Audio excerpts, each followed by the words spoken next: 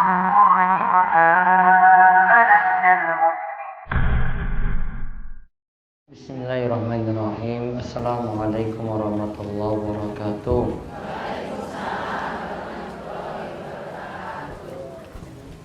Innal hamdalillah nahmaduhu wa nasta'inuhu wa nastaghfiruh wa na'udzu billahi min shururi anfusina wa min sayyiati a'malina. May yahdihillahu fala mudhillalah wa may yudlil fala hadiyalah. Wa asyhadu an la ilaha illallah wahdahu la syarikalah wa asyhadu anna Muhammadan abduhu wa rasuluh. Allahumma shalli ala nabiyyina Muhammad wa ala alihi wa man tabi'ahu bi ihsan ila yaumiddin. Allahumma inna nas'aluka ilman nafi'a wa rizqan thayyiba wa amalan mutaqabbalan. Puji syukur kita panjatkan pada Allah Rabbul Alamin. Selawat dan salam moga-moga tercurah pada junjungan kita Nabi besar Nabi Agung Muhammad sallallahu alaihi wasallam. Baik, ibu-ibu sekalian, semuanya sehat? Buku zikir pagi petang dibeto mau buatan. Nah, coba dikeluarkan. Yang enggak bawa berarti lali.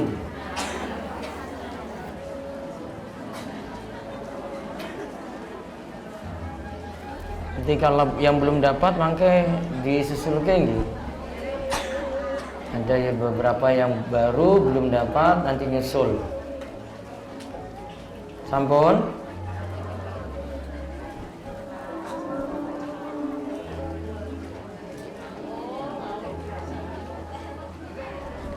Sekarang ada di situ. Yang pertama baca ayat kursi, tak lompat. Yang kedua baca Al-Ikhlas, Al-Falaq, An-Nas, masing-masing 3 kali. Lalu kita mulai dari nomor 3, saya tuntun. Di bacaan zikir petang Ji. Nanti tak ulang-ulang terus setiap kali pertemuan biar hafal. Amsayna wa amsal mulku lillah wa amsal mulku lillah walhamdulillah la ilaha illallah wahdahu la syarika lah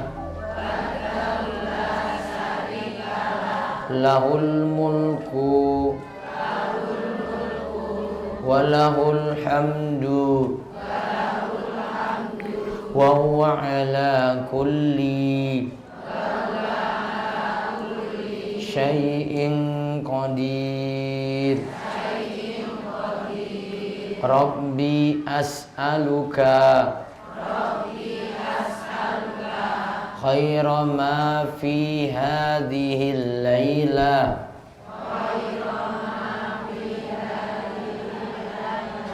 khaira ma fi hadhil layla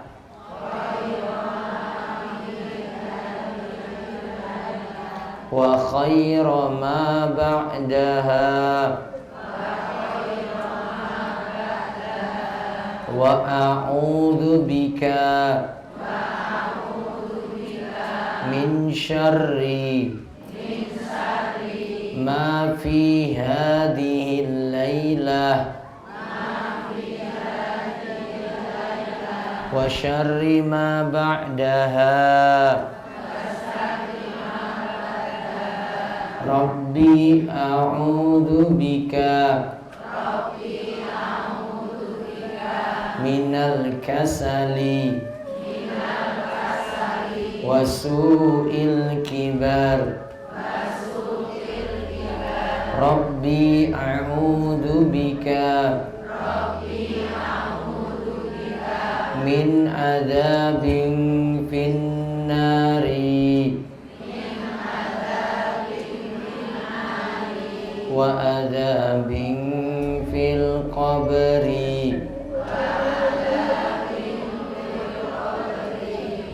nomor 4. Allahumma bika amsayna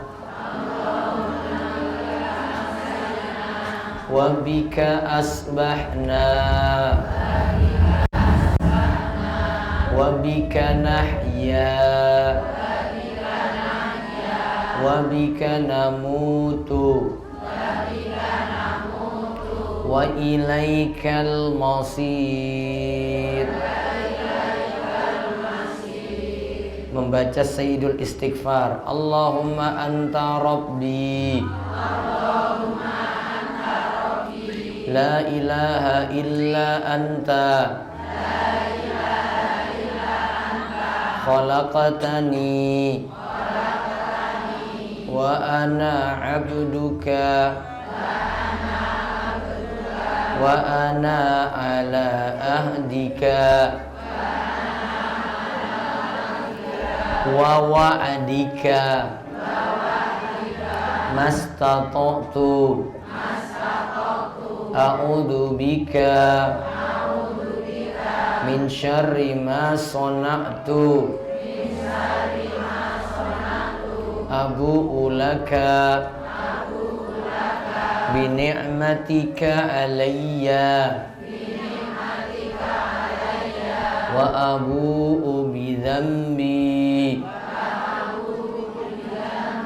faghfirli fa innahu la yaghfiru dhunuba illa anta. Terus bacaan berikutnya, Allahumma inni amsaitu ushhiduka wa ushhidu hamalata arshika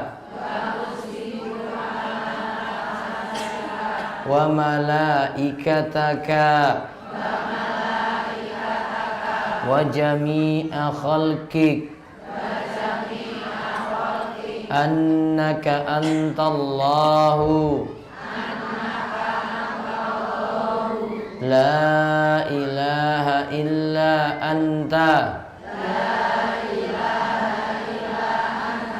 wahdaka la syarika lak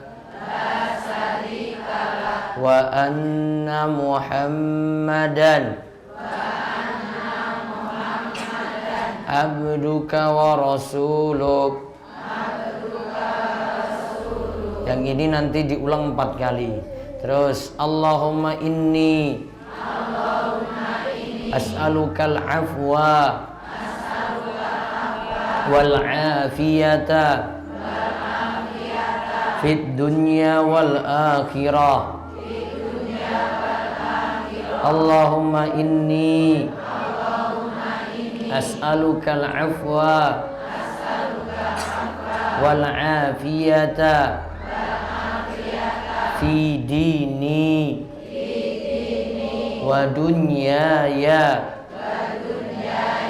wa ahli wa mali. Allahumma astur aurati wa amin rawati. Allahumma fasni min baini yadayya wa min khalfi wa an yamini wa an shimali wa min fawqi wa a'udzu bi azamatika an uktala min tahti. Nah, setunggal malih nomor 8. Allahumma alimal ghaibi wasyahada fatiras samawati wal ardi rabba kulli syai'in wa malika asyhadu an la ilaha illa anta a'udzu bika min syarri nafsi wa min syarri syaitani wa syirkihi wa an aqtarifa ala nafsi su'an au ajurrahu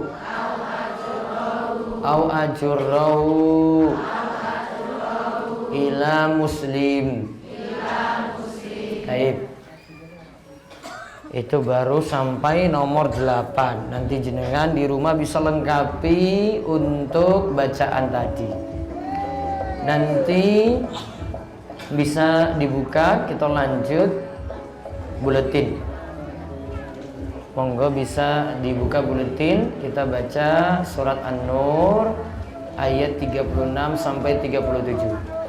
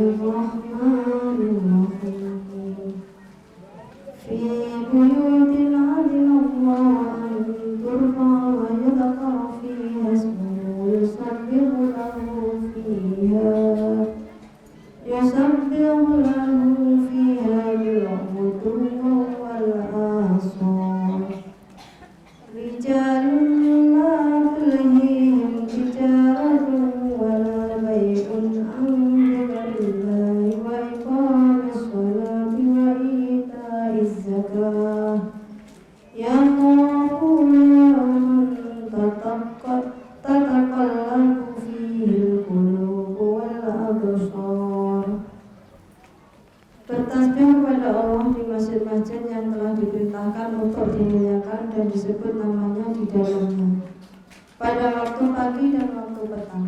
Laki-laki yang tidak dilalaikan oleh perniagaan dan tidak pula oleh jual beli dari mengingati Allah dan dari mendirikan sembahyang dan dari membayarkan zakat. Mereka takut kepada suatu hari yang di hari itu hati dan penglihatan menjadi goncang. Quran Surat An-Nur ayat 36 sampai 37. Fi buyutin. Buyut itu rumah, namun yang dimaksudkan sini adalah masjid. Azinallah, Allah perintahkan anturfa'a, ditinggikan. Masjid tersebut dimuliakan, ditinggikan. Wa yuzkara fiha ismu, nama Allah disebut-sebut ketika berada di masjid. Yusabbihu lahu, memuji, yaitu dengan bertasbih kepadanya. Fiha, di dalam rumah tadi, yaitu di dalam masjid. Bil gudu, di pagi hari. Wal asal, dan juga petang. Berarti situ ada, kita disuruh tinggikan masjid. Yang kedua disuruh nyebut-nyebut nama Allah. Juga di situ disuruh zikir setiap pagi dan petang. Tadi alhamdulillah itu diantara praktek dari zikir yang dimaksud dalam ayat ini. Jadi kita disuruh berzikir bil ghudwi wal asal, berzikir setiap pagi dan petang. Rijalun, di situ ada laki-laki, la tulhihim, mereka itu tidak lalai, tijaratun, perdagangan mereka, wala bai'un, jual beli mereka, an zikrillah, tidak lalai dari berzikir kepada Allah, tidak lalai dari mengingat Allah. Dagangnya tetap dagang, namun tidak lalai dari mengingat Allah. Wa iqamis shalah, tidak lupa juga untuk mengerjakan sholat. Wa itaiz zakah, tidak lupa juga untuk menunaikan zakat. yakhafuna yawman tataqallabu fihi al-qulubu wal absar. Mereka takut kepada suatu hari, yaitu hari kiamat, yang di hari itu hati dan penglihatan begitu berguncang karena takut pada Allah. Ayat 36 sudah kita bahas sebagiannya ketika pertemuan sebelumnya, pas Ramadan kemarin. Bukan Ramadan, seurungnya Ramadan, karena pas Ramadan kita nggak bahas tema ini. Nah sekarang kita lihat lagi penjelasan. Berarti nanti akan dibahas nih, ada masjid ditinggikan, terus di dalam masjid disebut-sebut nama Allah, diperintahkan mengingat Allah setiap pagi dan petang. Terus di situ disebut ada laki-laki yang tidak lalai dari ibadah walaupun dia sibuk berdagang. Itu tidak lalai sama sekali. Nanti kita lihat juga penjelasannya. Monggo dibaca penjelasan ayat. Penjelasan ayat. Ibnu Katsir rahimahullah berkata, sebelumnya Allah memberikan permisalan untuk hati orang mukmin. Di situ terdapat iman dan petunjuk. Lalu dimisalkan dengan lampu yang di dalam kaca dan minyaknya masih murni seperti pelita atau alpentin. Di dalam ayat yang dikaji saat ini disebutkan tempatnya yaitu di masjid-masjid, di mana masjid adalah tempat yang paling dicintai oleh Allah di muka bumi. Di masjid inilah Allah diibadahi dan diesakan. Oleh karenanya Allah Ta'ala memerintahkan supaya masjid itu ditinggikan. Maksud ditinggikan adalah masjid dibersihkan dari kotoran, juga dibersihkan dari al-laghu, yaitu kalimat sia-sia. Begitu pula masjid dibersihkan dari perbuatan dan perkataan yang tidak layak. Lihat, sebelumnya kita lihat pada ayat 35. Itu ayat yang jelaskan tentang permisalan orang beriman, punya iman, petunjuk. Itu seperti ada situ lampu di dalam kaca, dan lampu ini pelita yang di dalamnya itu memakai minyak yang masih murni. Maka minyaknya bercahaya, lampu tadi juga bercahaya yang ada di dalam kaca. Maka berkumpullah nurun ala nur, cahaya di atas cahaya. Lalu disebutkan untuk dapatkan cahaya ini mau dapatkan di mana? Untuk dapatkan cahaya ilmu lan iman, ilmu dan petunjuk kita dapatkan di mana? Maka pada ayat 36 disebutkan kita dapatkan di masjid-masjid. Berarti di masjid-masjid itu tempat kita untuk dapatkan ilmu, tempat kita untuk dapatkan iman. Dan sebagaimana sabda Nabi SAW, ahabbul bilad masajiduha, tempat yang paling dicintai oleh Allah yaitu masjid-masjidnya. Tempat yang paling dibenci oleh Allah apa kemarin? Pasar. Tempat yang paling dicintai adalah masjid. Yang paling dibenci adalah pasar. Kenapa Bu kemarin tuh sudah dijelaskan? Kenapa naik pasar? Banyak yang ngapusi, banyak yang tersibukkan dengan dagangnya, lupa untuk zikir, lupa untuk ibadah, lupa untuk sholat, karena sibuk dengan dagang. Tindakan jahat-jahat ada di pasar. Kalau di masjid tidak ada tindakan seperti itu.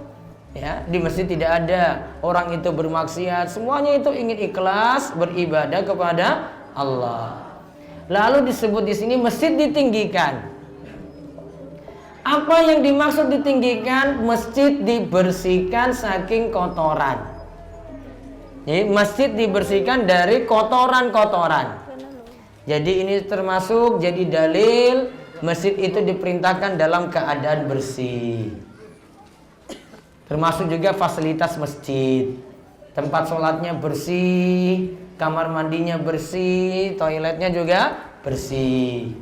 Nah ini dalilnya, masjidnya itu dimuliakan. Juga jadi dalil di sini tentang kalimat yang sia-sia tidak boleh ada di dalam masjid. Dalam masjid cuma sibuk dengan zikir, cuma sibuk dengan sholat, cuma sibuk dengan baca Al-Quran, majelis ilmu. Maka perkataan yang sia-sia, perbuatan yang tidak pantas tidak boleh ada di dalam masjid. Orang nggak boleh teriak-teriak di dalam masjid, nggak boleh.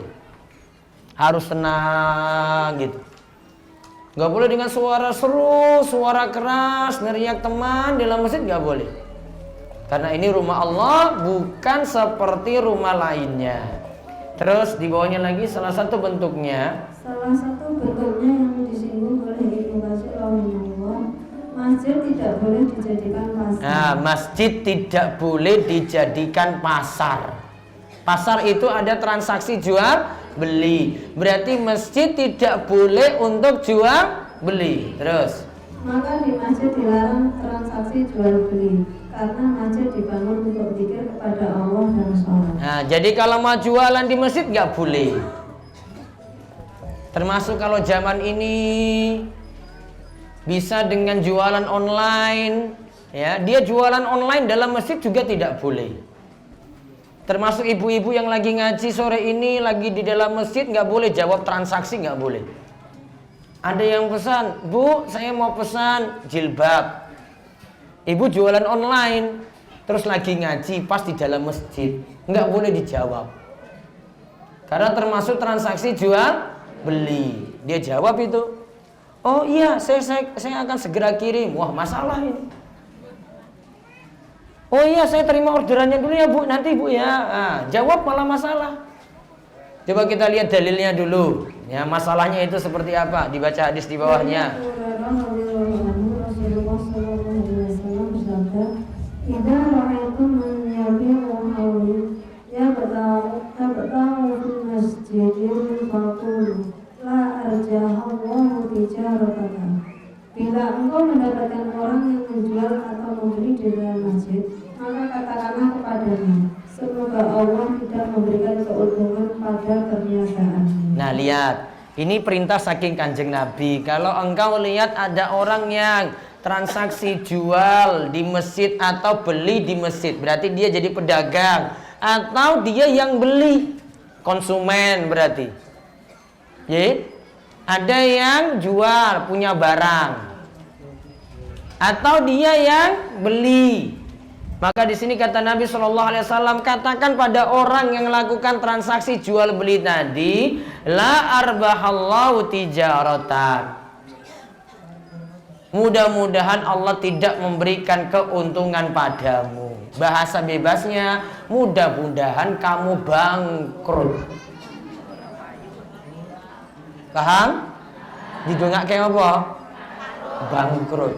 Malah Kanjeng Nabi yang suruh, kalau kamu lihat ada yang jualan di masjid, itu ngomong langsung itu, mugi-mugi jualanmu bangkrut. Kalimat ini maksudnya apa? Nabi larang transaksi di dalam masjid. Karena masjid tadi, kata Ibnu Katsir, tidak boleh dijadikan seperti pasar.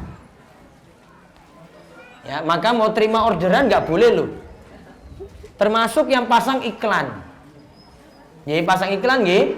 Ada yang punya brosur, kemudian dia sebar brosurnya dalam masjid. Ibu-ibu, niki wonten brosur, monggo kalau mau dipesan, ini ada kontaknya di bawah. Oh, nggak boleh. Mau sebar di luar. Yang dimaksud masjid itu yang mana? Ini area masjid. Serambi ini masih nyambung. Serambi ini masih nyambung dengan masjid. Berarti dalam masjid Al-Huda ini nggak boleh. Nah, serambinya sini juga nggak boleh. Luar situ baru boleh. Jadi misalnya tadi ada yang mau pesan gitu ya, tunggu Pak, saya keluar dulu. Wah, dia lompat satu langkah situ. Set. Terus dia jawab, oh iya Bu, ini saya ada maaf tadi ada kajian, saya jawab dulu. Boleh. Yang penting di luar apa tadi? Masjid. Paham je? Area masjid paham je? Nah, ini yang masuk wilayah masjid ini. Kita tempat sholat ini. Yang ini serambi ini kan nyambung, jadi setunggal, jadi satu. Maka yang di dalam nggak boleh, yang di luar ini juga nggak boleh. Ya, terima transaksi apapun nggak boleh. Yang boleh di luar dari masjid.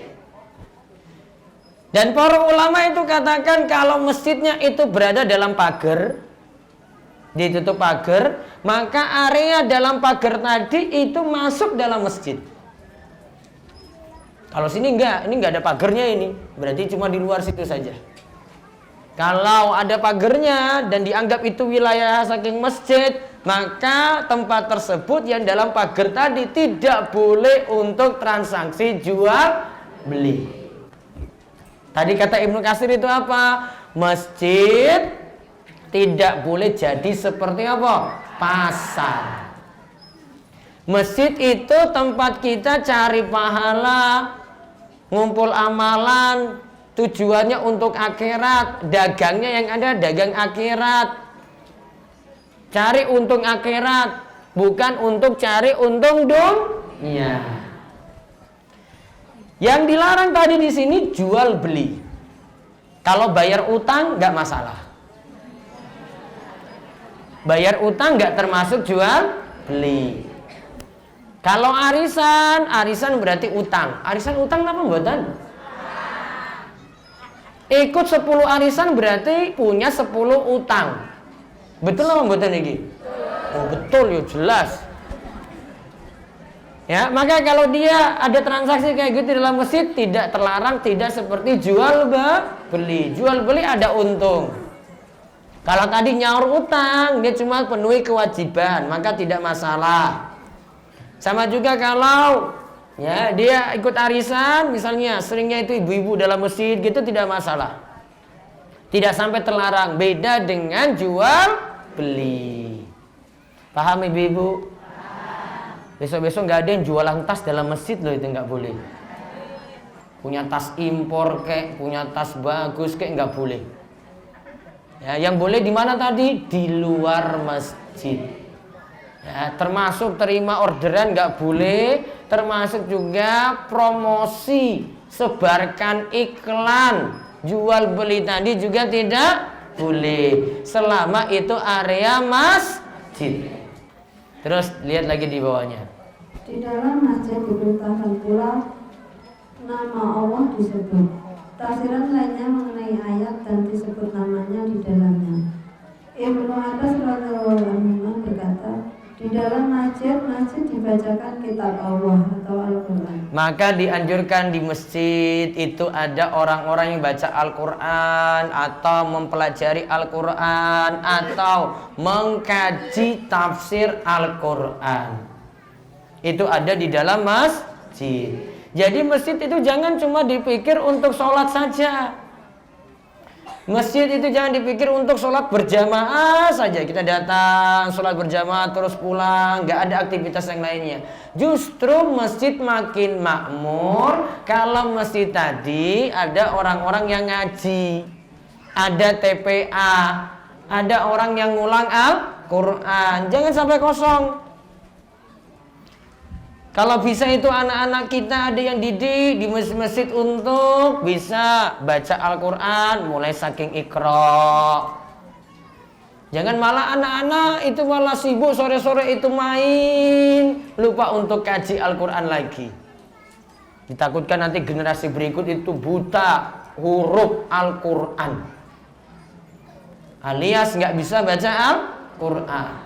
Maka harus dijaga, mulainya itu dari masjid. Kata Ibnu Abbas tadi, maksud dari nama Allah disebut adalah dibacakan Al-Quran di dalam masjid. Terus yang berikutnya lagi. Sedangkan perintah menyebut nama Allah pada waktu pagi dan waktu petang, maksudnya adalah perintah sholat. Ibnu Abbas radhiyallahu anhu mengatakan bahwa semua istilah tasbih dalam Al-Quran maksudnya adalah sholat. Semua istilah tasbih dalam Al-Quran maksudnya adalah sholat. Al-wudu artinya sholat subuh. Al-asol artinya sholat asar. Al-wudu sholat subuh, berarti diperintahkan kerjakan sholat subuh. Al-asal itu waktu petang, berarti diperintahkan untuk mengerjakan sholat asar. Maka dalil tadi menunjukkan kita diperintahkan untuk mengerjakan sholat subuh, kita diperintahkan untuk mengerjakan sholat asar. Lalu dibaca lagi. Sedangkan dalam ayat selanjutnya disebutkan Rijalun la tulhihim tijaratun wa la bai'un an dzikrillah. Laki-laki yang tidak dilalaikan oleh perniagaan dan tidak pula oleh jual beli dari mengingati Allah, yang dimaksud rijal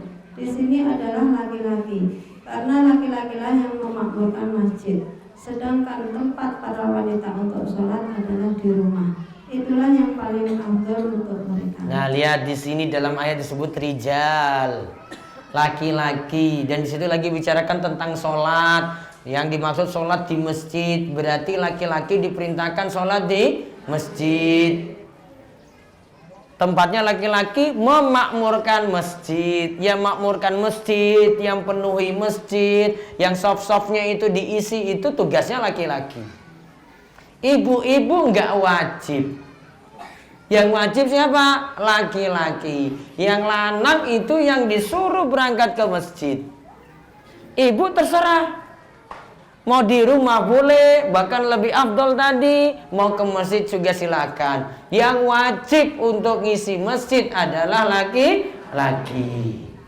Kita lihat dalilnya di bawah, ada 2 hadis. Dari Ibnu Mas'ud radhiyallahu anhu dari Nabi sallallahu alaihi wasallam bersabda, "Sholatul mar'ati fi baitiha afdalu min sholatiha fi hujratiha wa sholatuha fi mahdaliha afdalu min sholatiha fi baitiha."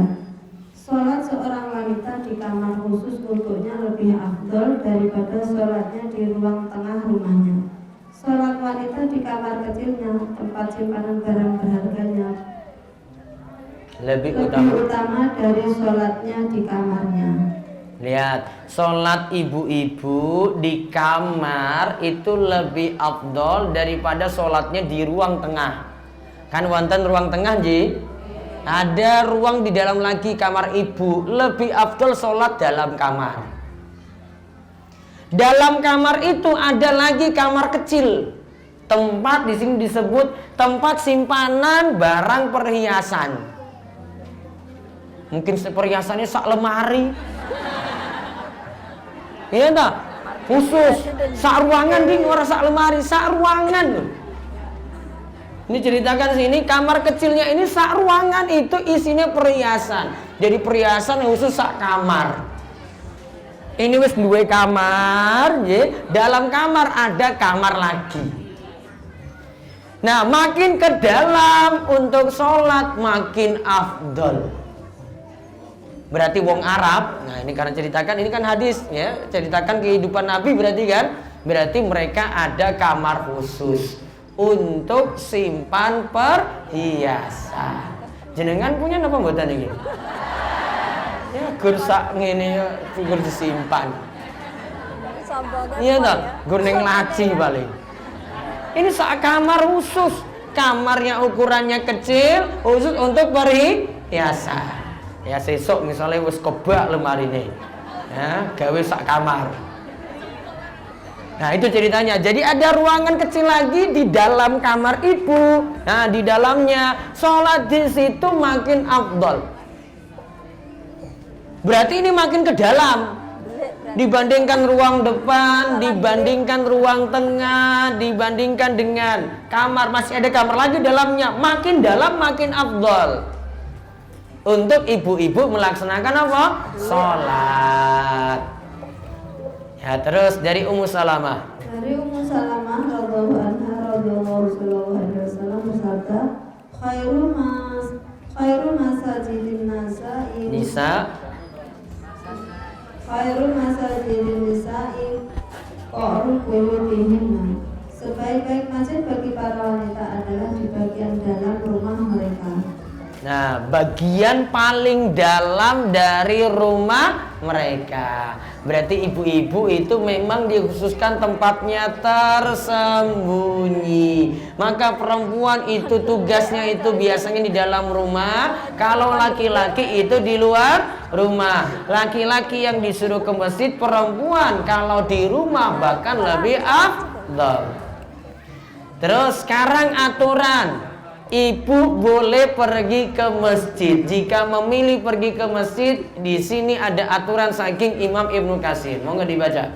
Ibnu Katsir rahimahullah mengatakan bahwa wanita boleh pula menghadiri sholat berjamaah bersama para pria dengan syarat tidak mengganggu laki-laki dengan menampakkan perhiasan diri atau tampil cantik dan tidak menampakkan bauan. Nah, 2 hal, J. yang ganggu laki-laki. Laki-laki itu diganggu dengan dua hal. Yang pertama, ibu terlalu tampilnya itu cantik, menor, dandannya itu apa pupurane iki sak senti misalnya. Terus keluar. Jadi tertarik pandangan tadi. Terus yang kedua, tidak boleh ketika keluar memakai minyak wangi. Ada yang minyak wanginya itu 100 meter itu masih kecium. Wah, itu fitnahnya luar biasa kalau ibu-ibu pakai. Ya, ini menggoda laki-laki. Maka tidak boleh. Jadi dia dengan pakaian yang wajar keluar rumah, tujuannya untuk sholat, tidak terlalu dandan mewah. Lantas ketika itu juga tidak memakai wangi-wangian. Paham ibu-ibu? Paham nama mboten? Iki orang ngeyel-ngeyelan loh, iki orang iso ditawar-tawar iki. Pokoknya kayak begini aturannya. Ini kata Imam Ibnu Katsir. Terus ayat lainnya. Ayat lainnya yang sama dengan laki-laki yang tidak dilelehkan oleh perniagaan dan tidak pula oleh jual beli dari mengingati Allah adalah firman Allah. Bismillahirrahmanirrahim.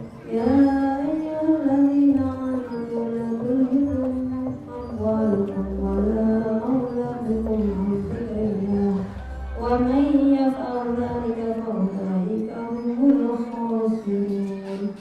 Orang-orang yang beriman, janganlah hartamu dan anak-anakmu melarikan kamu dari mengingat Allah. Barang siapa yang berbuat demikian, maka mereka itulah orang-orang yang merugi. Quran surat Al-Munafiqun ayat 9. Terus ayat di bawahnya lagi.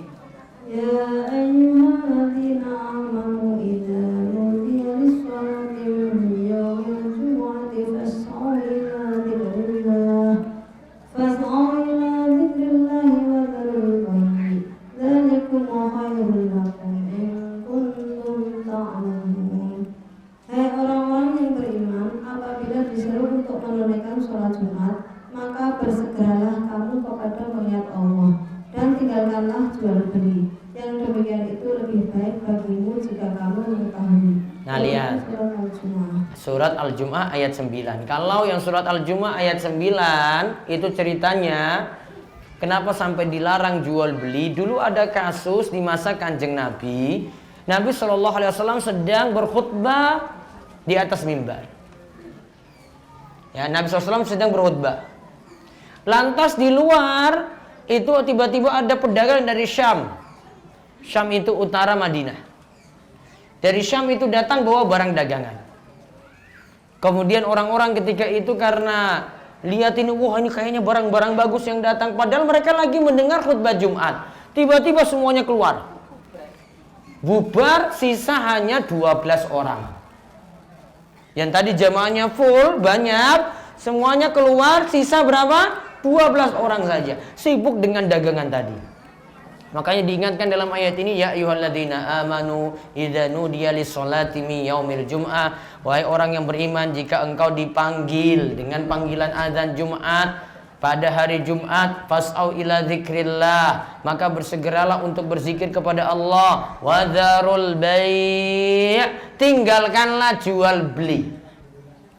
Berarti pas waktu sholat Jumat, ketika khotib naik mimbar, jual beli tidak boleh ada. Laki-laki tidak boleh melakukan transaksi jual beli. Kalau sesama ibu-ibu boleh.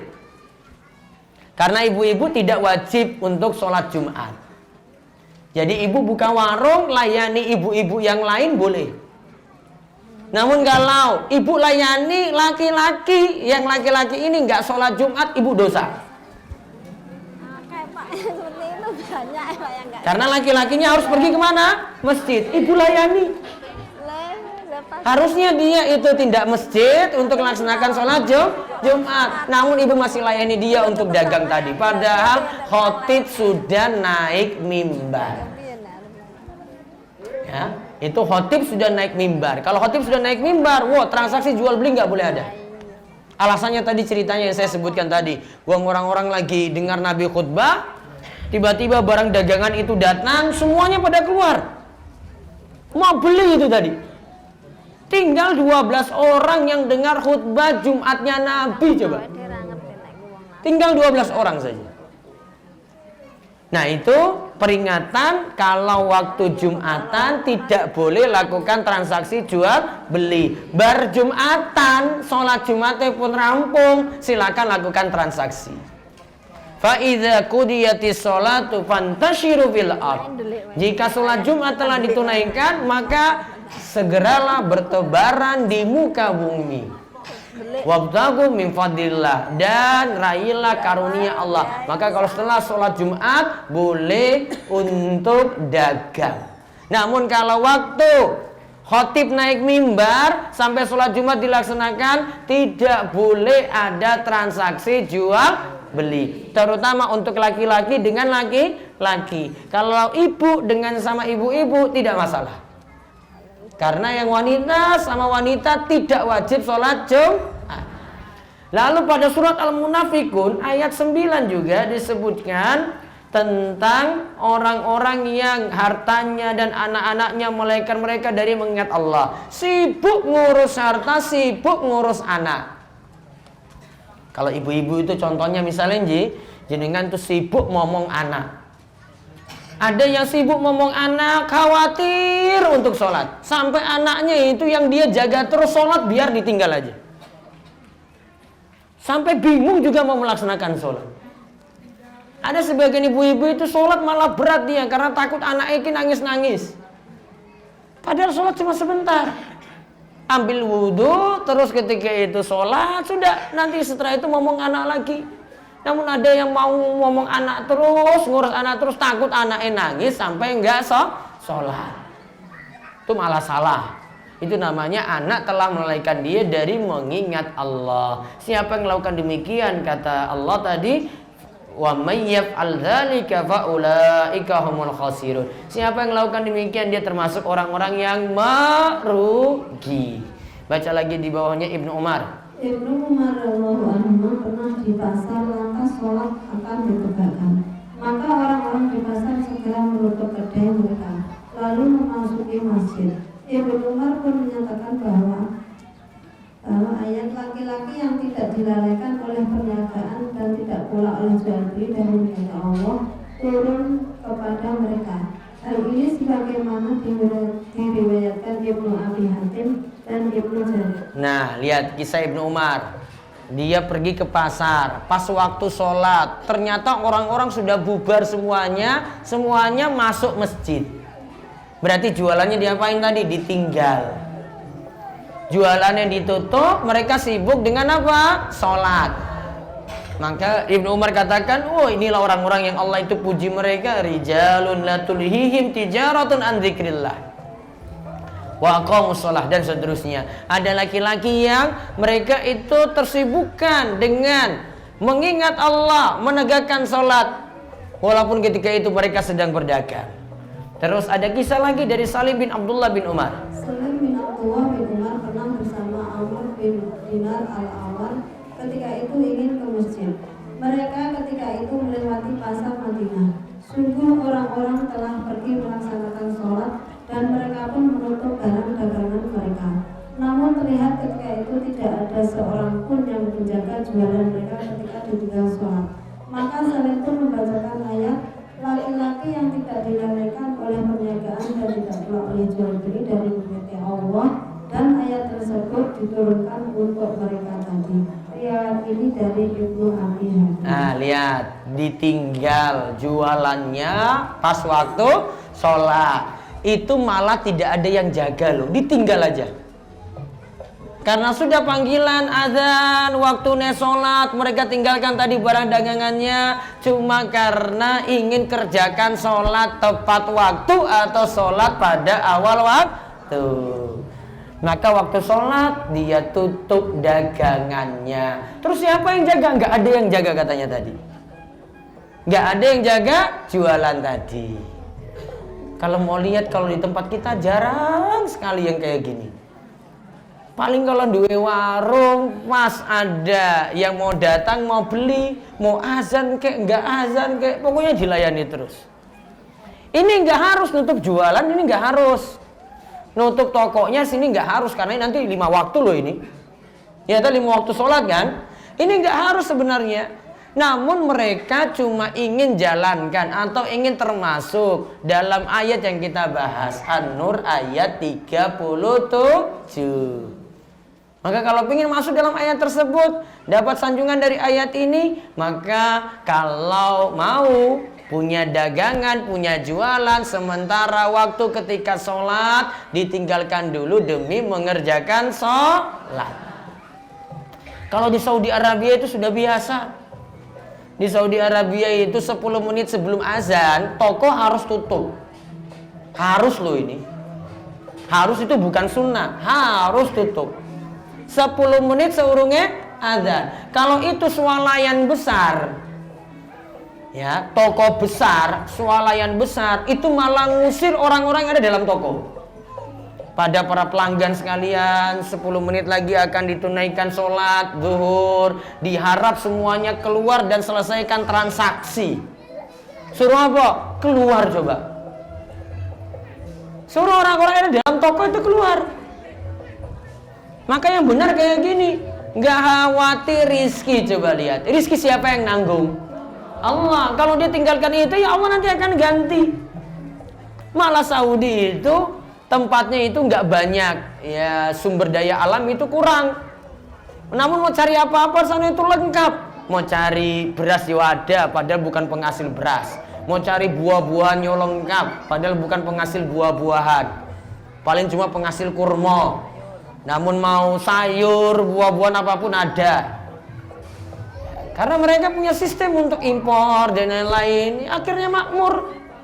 Rakyatnya makmur, dagingnya juga masih fresh-fresh, masih bagus-bagus. Ya. Gak pernah khawatir dengan dunia. Ya, ibadah tetap jalan, dunianya juga tetap jalan. Terus karenanya Sa'id bin Abdul Hasan dan Adha menafsirkan ayat di atas.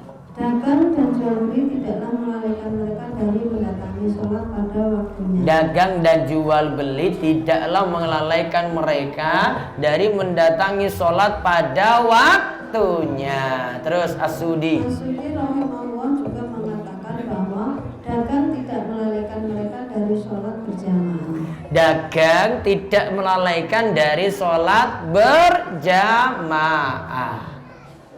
Maka biar dagangnya itu berkah, ada sholat panggilan sholat berjamaah, ikut sholat berjamaah, apalagi laki-laki. Terus keterangan lagi di bawahnya tijarah. Yang dimaksudkan dalam ayat adalah usaha yang di dalamnya ada keuntungan, baik atau jual beli, termasuk bagian dari tijarah.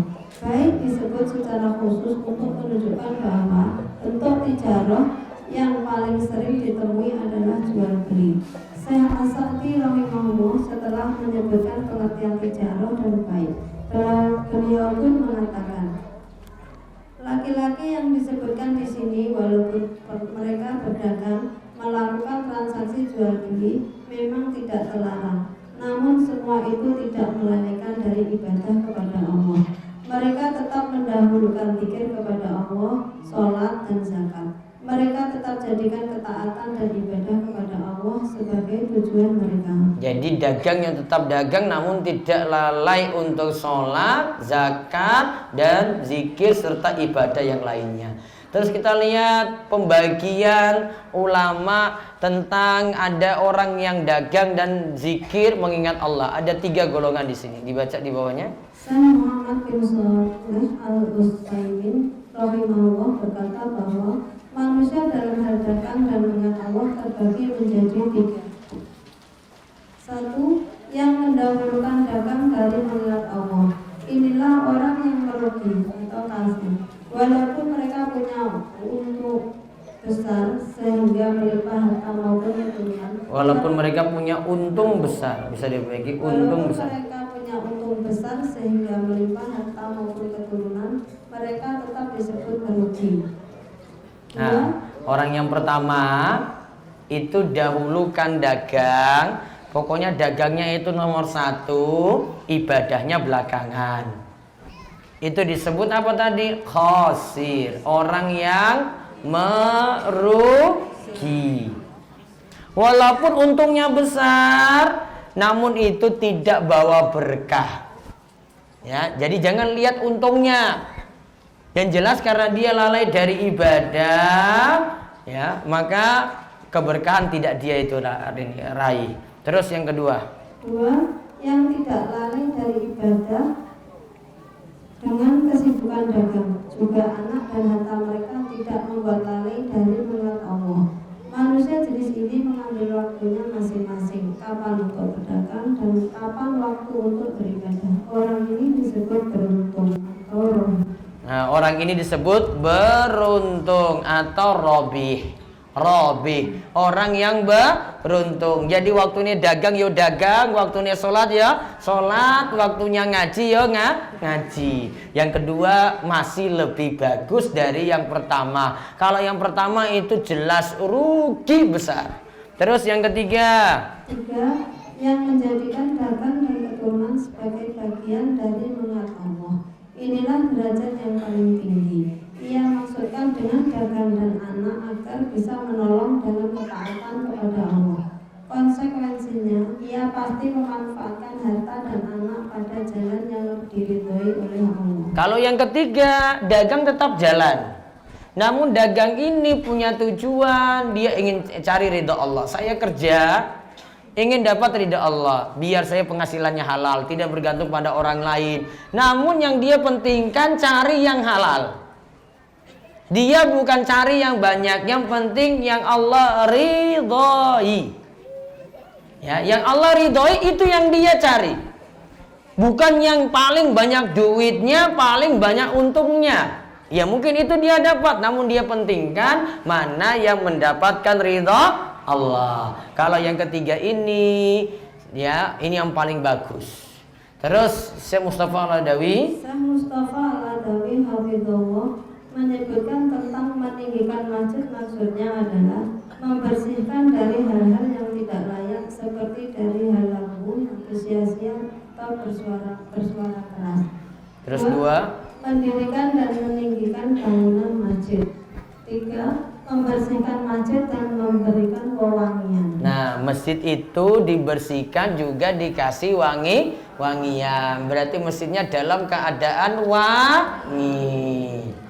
Wallahu a'lam bishawab. Itu yang kita bahas ayat 36 sampai 37. Walaupun belum rampung, insya Allah nanti Sabtu Kliwon berikutnya, nanti tanggal 3 Agustus insya Allah.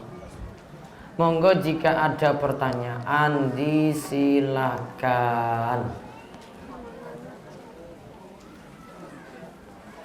Adakah yang mau nanya? Ada ibu-ibu yang belum pernah dapat zikir pagi petang, bukan yang lali ya, bukan yang lupa. Ada. Nanti setelah ini hubungi saya ya, nanti ada bukunya, namun masih terbatas. Nanti masih banyak. Iya seadanya. Kalau nggak ada lagi ya kon tuku pokoknya. Nanti setelah ini ya, setelah kajian mau nji.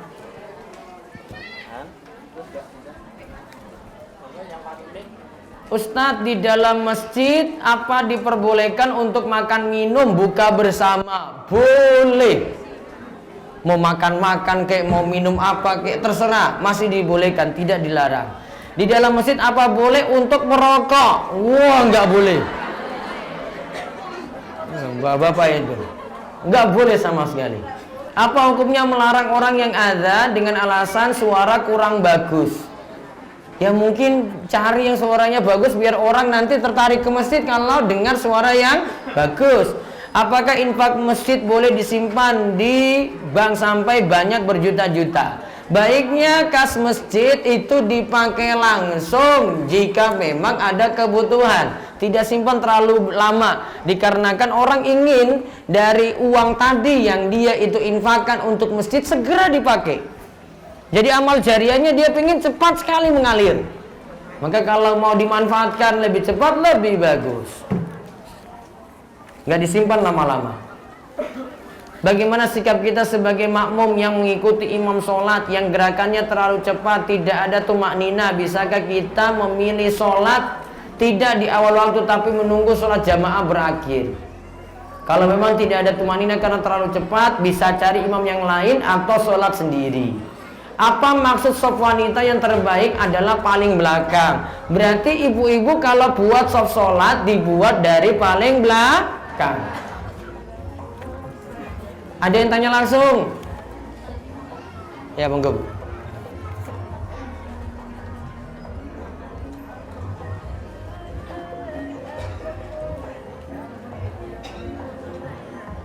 Assalamualaikum warahmatullahi wabarakatuh. Waalaikumsalam warahmatullahi wabarakatuh.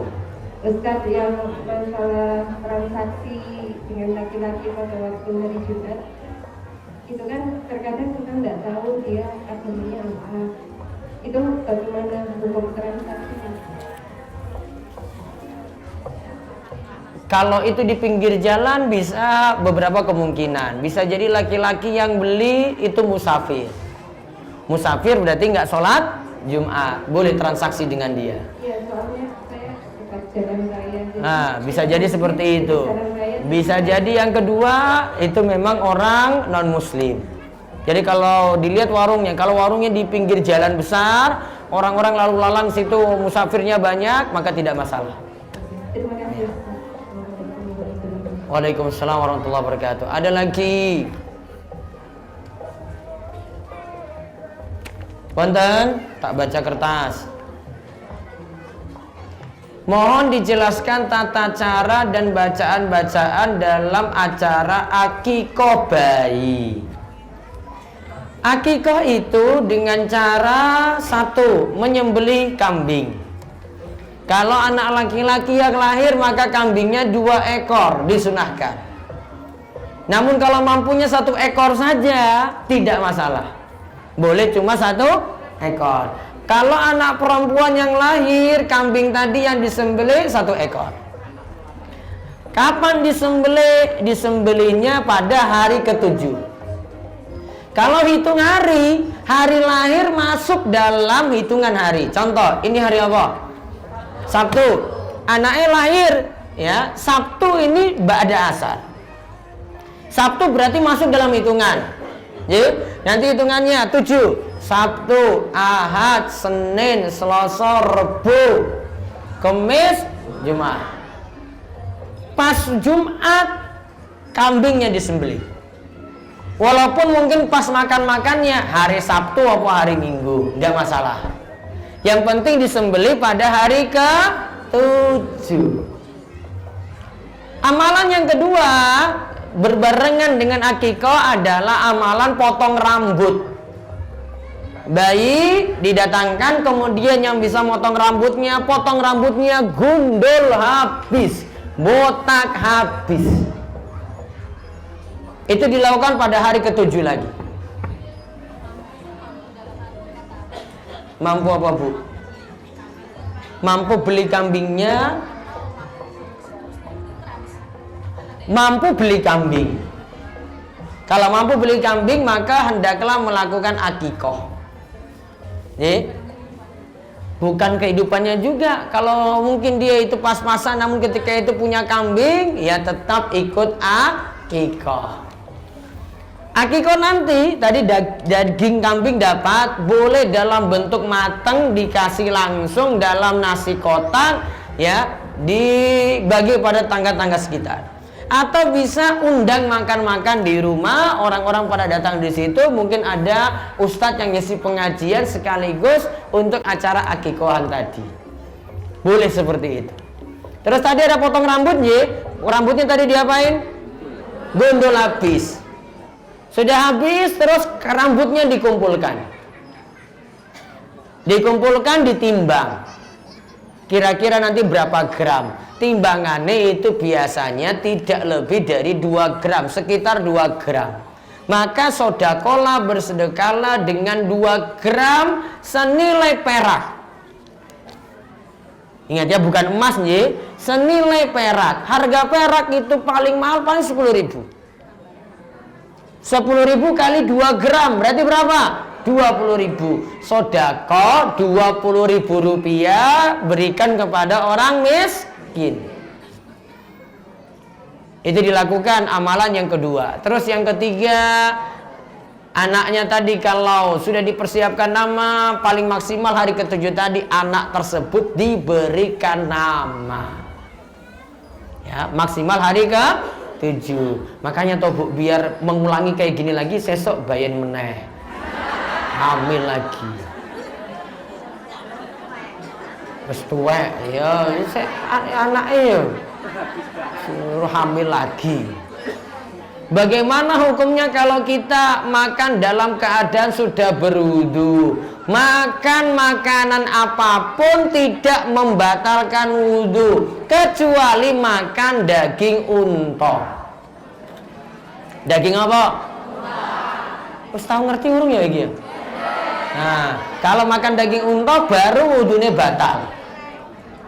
Kalau gur iwak laut, daging kambing, sapi, walang apa meneh, ungkrung kayak semacam itu, hewan-hewan yang ibu-ibu senang lah, ya, tidak batal wudhu. Ya, makan apapun tidak membatalkan wudhu kecuali apa tadi? Makan daging unta. Ya, itu baru wudhunya batal. Wallahu a'lam bissawab. Demikian yang kita bahas untuk kesempatan sore ini. Monggo nanti yang belum dapat saja nggih, yang sudah dapat nggak boleh ambil buku. Satu yang belum dapat, satu orang satu, nggak boleh bawa temannya di rumah. Apa tonggone dibawa lagi nggak boleh, yang hadir saja. Nanti ambil yang belum dapat buku zikir tadi. Demikian kita cukupkan. Mugi-mugi bawa berkah. Kita tutup kalian doa kafaratul majlis.